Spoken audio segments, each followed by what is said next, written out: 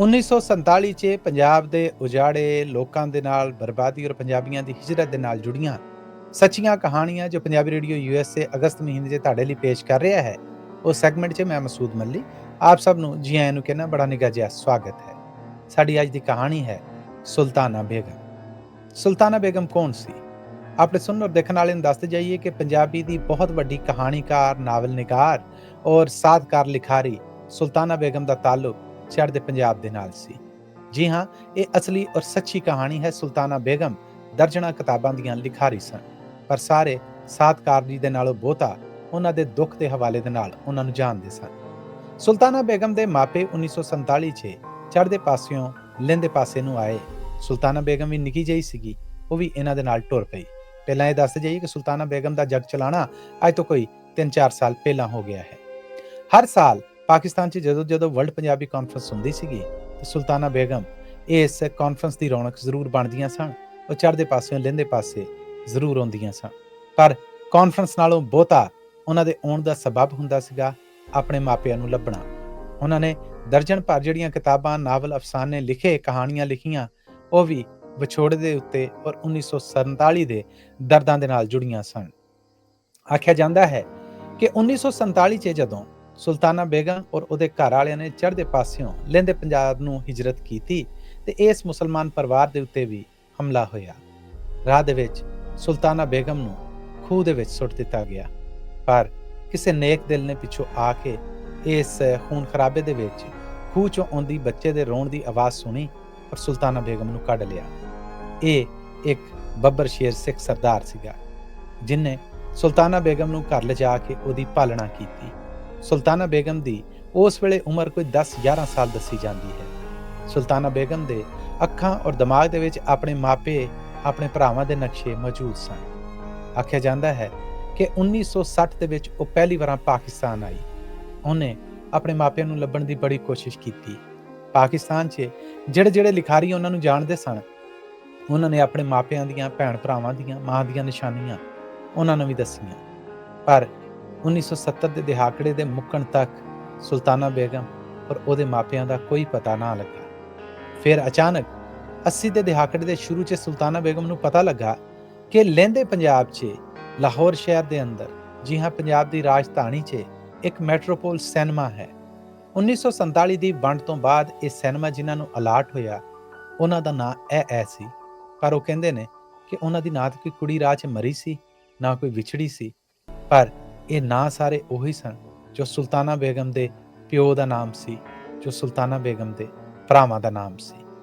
ਸੁਲਤਾਨਾ ਬੇਗਮ ਨੇ 80 ਦੇ ਦਹਾਕੇ 'ਚ ਪਾਕਿਸਤਾਨ ਆਉਣ ਦੇ ਬੜੇ ਯਤਨ ਕੀਤੇ। 3 ਵਾਰ ਵੀਜ਼ਾ ਅਪਲਾਈ ਕੀਤਾ, ਪਰ ਵੀਜ਼ਾ ਨਾ ਮਿਲ ਸਕਿਆ। ਉਸ ਤੋਂ ਬਾਅਦ 90 ਦੇ ਦਹਾਕੇ 'ਚ ਪਾਕਿਸਤਾਨ 'ਚ ਵਰਲਡ ਪੰਜਾਬੀ ਕਾਨਫਰੰਸ ਸ਼ੁਰੂ ਹੋਈ। ਇਹ ਕਾਨਫਰੰਸ ਫਖਰ ਜ਼ਮਾਨ ਹੋਣੇ ਕਰਾਉਂਦੇ ਸਨ, ਜਿਨ੍ਹਾਂ ਦਾ ਆਪਣਾ ਤਾਲੁਕ ਪਾਕਿਸਤਾਨ ਪੀਪਲਸ ਪਾਰਟੀ ਦੇ ਨਾਲ ਹੈ ਔਰ ਉਹ ਸੈਨੇਟਰ ਵੀ ਰਹੇ। ਹੁਣ ਵੀ ਇਹ ਕਾਨਫਰੰਸ ਹਰ ਸਾਲ ਹੁੰਦੀ ਹੈ। ਸੁਲਤਾਨਾ ਬੇਗਮ ਪਹਿਲੀ ਵਾਰ ਜਦੋਂ ਇਸ ਕਾਨਫਰੰਸ 'ਚ ਆਈ ਤੇ ਉਹਦੀਆਂ ਤਸਵੀਰਾਂ ਔਰ ਖਬਰਾਂ ਪਾਕਿਸਤਾਨੀ ਅਖਬਾਰਾਂ 'ਚ ਲੱਗੀਆਂ। ਪਹਿਲੇ ਸਫ਼ਿਆਂ ਤੇ ਇਸ ਸਟੋਰੀ ਨੂੰ ਥਾਂ ਲੱਭੀ ਕਿ ਇਹ ਇੱਕ ਐਸੀ ਕੁੜੀ ਹੈ ਜਿਹਦੇ ਮਾਪੇ ਪਾਕਿਸਤਾਨ 'ਚ ਨੇ। ਖਬਰ ਜਦੋਂ ਧੁੰਮੀ ਤੇ ਪਤਾ ਲੱਗਾ ਕਿ ਮੈਟਰੋਪੋਲ ਸਿਨੇਮਾ ਦੇ ਜਿਹੜੇ ਮਾਲਕ ਨੇ ਉਹ ਵਾਕਈ ਸੁਲਤਾਨਾ ਬੇਗਮ ਦੇ ਮਾਂ ਪਿਓ ਔਰ ਭਰਾ ਸਨ, ਪਰ ਉਹ ਕਈ ਦਹਾਕੇ ਪਹਿਲੋਂ ਹੀ ਇਹ ਸਿਨੇਮਾ ਵੇਚ ਕੇ ਲੈਲਪੁਰ ਫੈਸਲਾਬਾਦ ਵਾਲੇ ਪਾਸੇ ਜਾ ਕੇ ਵਸ ਗਏ ਸਨ। ਉੱਥੇ ਵੀ ਪਤਾ ਕਰਾਇਆ ਗਿਆ, ਪਰ ਸੁਲਤਾਨਾ ਬੇਗਮ ਦੇ ਮਾਪੇ ਔਰ ਇਹ ਭੈਣ ਭਰਾ ਨਾ ਮਿਲੇ। ਪਾਕਿਸਤਾਨ ਔਰ ਭਾਰਤ, ਲਹਿੰਦੇ ਔਰ ਚੜ੍ਹਦੇ ਪੰਜਾਬ ਦੇ ਲਿਖਾਰੀਆਂ ਦਾ ਇੱਕ ਆਮ ਖਿਆਲ ਇਹ ਹੈ ਕਿ ਸੁਲਤਾਨਾ ਬੇਗਮ ਦੇ ਮਾਂ ਪਿਓ ਨੂੰ, ਭੈਣ ਭਰਾਵਾਂ ਨੂੰ ਉਹਦੇ ਜੀਂਦੇ ਹੋਣ ਦਾ ਪਤਾ ਲੱਗ ਗਿਆ ਸੀਗਾ, ਪਰ ਜਦੋਂ ਉਹਨਾਂ ਨੂੰ ਇਹ ਪਤਾ ਲੱਗਾ ਕਿ ਸੁਲਤਾਨਾ ਬੇਗਮ ਨੇ ਵਿਆਹ ਇੱਕ ਸਿੱਖ ਸਰਦਾਰ ਦੇ ਨਾਲ ਕਰ ਲਿਆ ਹੈ ਔਰ ਉਹ ਸਿੱਖ ਸਰਦਾਰ ਐਸਾ ਨੇਕ ਦਿਲ ਹੈ ਕਿ ਜਿਨਨੇ ਸੁਲਤਾਨਾ ਬੇਗਮ ਨੂੰ ਉਹਦਾ ਧਰਮ ਬਦਲਣ ਲਈ ਮਜਬੂਰ ਨਹੀਂ ਕੀਤਾ। ਉਹਦੀ ਜ਼ਿੰਦਗੀ, ਉਹਦੀ ਹਯਾਤੀ, ਉਹਦੀ ਰਾਖੀ ਦੀ ਜ਼ਿੰਮੇਦਾਰੀ ਚੁੱਕੀ, ਆਪਣੇ ਵਚਨਾਂ ਤੇ ਵੀ ਕਾਇਮ ਰਿਹਾ ਔਰ ਉਹਨੂੰ ਵੀ ਆਪਣੇ ਧਰਮ ਦੇ ਮੁਤਾਬਕ ਜੀਣ ਦਿੱਤਾ।